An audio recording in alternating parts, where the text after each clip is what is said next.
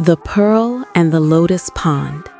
At the edge of a remote village lay an ancient, deep pond. It was said that at the bottom of this pond rested a miraculous pearl, sleeping for centuries. Whoever held it could have any wish granted. But to reach the pearl, one had to cross the pond, which was murky, treacherous, and very deep.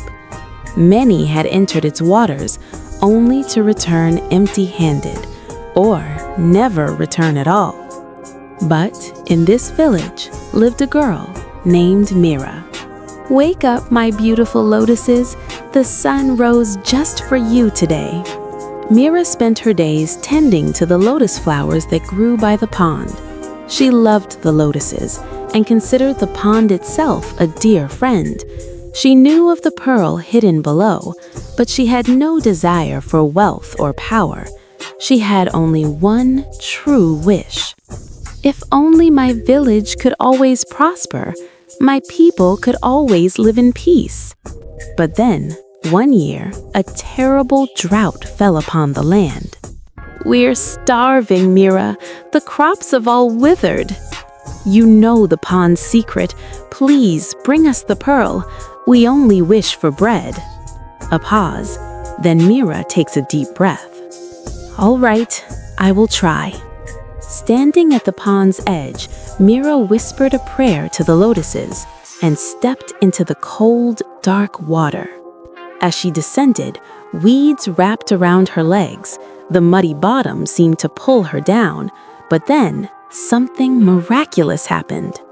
A magical, shimmering whoosh sound. Wherever she moved, closed lotus buds began to bloom, emitting a soft, guiding light.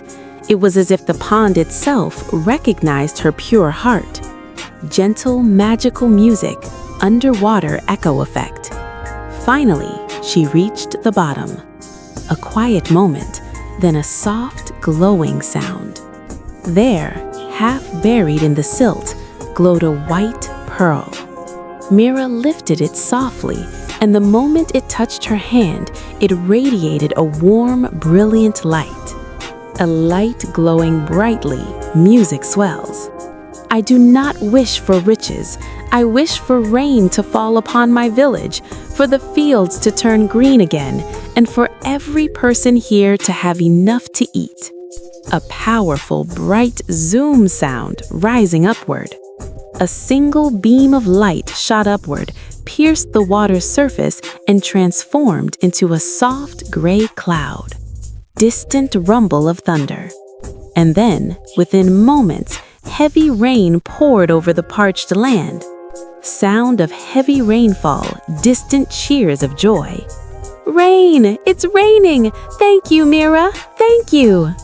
Rain sound softens, calm music returns. When Mira emerged from the pond, she saw its entire surface now covered with blooming lotuses, more beautiful and fragrant than ever before. Soft water lap, birds singing. Without hesitation, she knelt and placed the pearl back into the pond's depths. Soft plop sound of pearl dropping into water. And from that day on, the village never faced drought again.